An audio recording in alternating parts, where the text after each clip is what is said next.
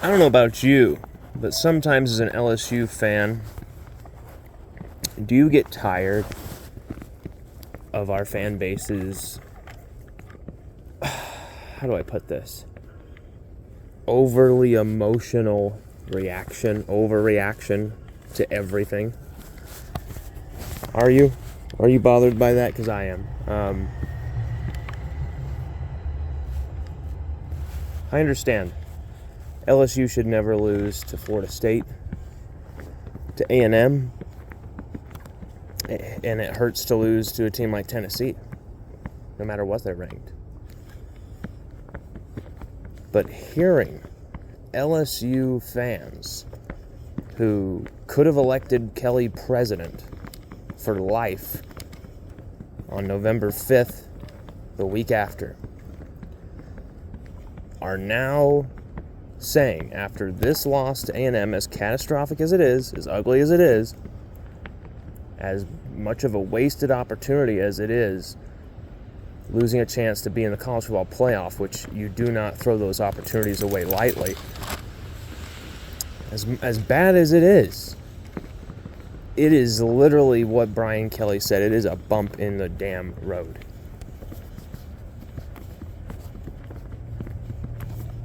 I know that might sound like I'm minimizing the loss, or I don't care.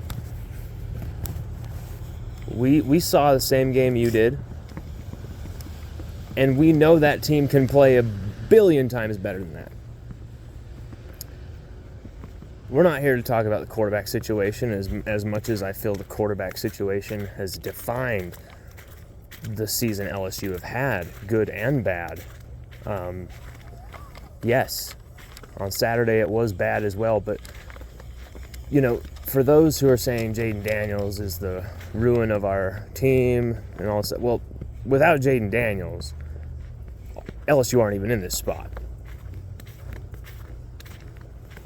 And, you know, that's the cue when someone says, well, if Miles Brennan was back there, he would put up 50 points a game with this offense. Blah, blah, blah. You know what? Miles Brennan never looked good as an LSU quarterback, okay? Go back and watch the film. I know there's a bunch of stats and a bunch of touchdowns and stuff like that for 3 or 4 games. Look at how he plays. Look at his efficiency on third down. Look at how comfortable he is against the blitz, against, you know, an above-average pass rush. It's done. It's gone. You can literally tell me that Miles Brennan would have had a better season than Jaden Daniels, would have led LSU to a better season than Jaden Daniels did this season? I mean, just some of the delusion we're hearing is just ridiculous. And, you know, I got texts from people who are big-time Brian Kelly supporters, supposedly, all year, right? Loyalists. Brian Kelly loyalists. People who would never say a bad thing about Brian Kelly no matter what. He's always perfect. He's always the best, right? Until he's not, I guess. Until he loses games, and then suddenly he is the worst. Suddenly it's, you know, Brian Kelly is still thinking he's, you know, still thinking it's Notre Dame. Still thinking he can have 3 tight ends on the field. What is this offense? What is it? I don't like what Brian Kelly's doing. Brian Kelly, and I guess I just had to laugh. You know, Brian Kelly loses games like this. Brian Kelly, yeah, you know, you want to criticize Brian Kelly for losing a game on the road at A&M, you know, okay. But also look at this.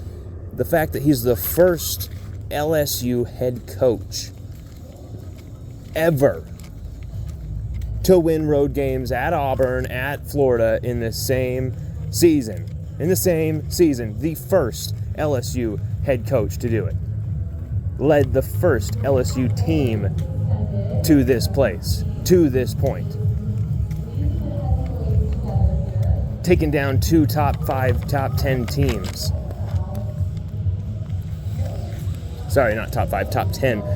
You're going to try and tell me Brian Kelly doesn't know what it takes Brian Kelly doesn't know how to win in the SEC. He just showed you. He just showed you for 12 games he knows how to do it.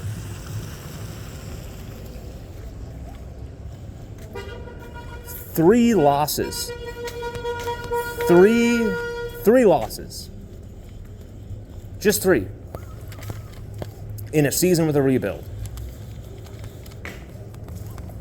I can name about 6 or 7 LSU seasons just in recent history where we lost more games and it was far more disappointing with far more talent. With a far more wasteful, staff and everything. This staff made steak out of mincemeat. All season. And I even saw people saying, Matt House is going to leave. This is the game that meant he's going to leave because he didn't coach his guys well. He didn't blah, blah, blah. Jamar Cain's going to leave. They didn't coach their guys as well. Well, think about it this way. I believe that LSU's defense were fine on the night, like schematically. The problem was, we missed having Jay Ward's tackling through the middle since he was playing corner. And they just went right at us and took advantage of that. B, LSU's defense are just straight up tired. They're just straight up fatigued from winning us games all season. Keeping us in every game all season. Having their backs up against the wall to begin almost every game all season and having to swim against the tide. I mean, I can't really even think of a game outside of the gimme games where LSU's defense really had the backing of the offense outside of Florida. We can talk about the second half against Ole Miss, stuff like that. Okay, but early on in that game, that defense is already down 20 points. It's not totally on that defense. It's also on the underperforming offense. And somehow they found a way to get us back in these games. It was going to happen sooner or later where there's going to be a letdown with this defense because they just had played too well for too long. And against these offenses in this modern day of college football, you just can't think your defense is going to win you every game. You can't just rely on that. You have to put the ball in the air and score some touchdowns through the air. Which leads us to this point. LSU are now, this is just my opinion, I don't know what anyone else thinks about this. I haven't listened to really anyone's opinions about this. But I don't really care because I'm just going to say what I feel. I feel like LSU are in a better spot to win this game against Georgia than they would have been had they beaten A&M. The pressure is off now. They can play free, they can play fast, they can play physical. They're playing again with house money in a way. Or, they're playing with, no pressure. No one expects them to win this game, much like the Alabama game. I feel like that plays very, very much into the hands of LSU going against Georgia. The pressure's on Georgia this week. Pressure's on Georgia. But LSU are going to have to play a hell of a lot better if they even are thinking of an upset.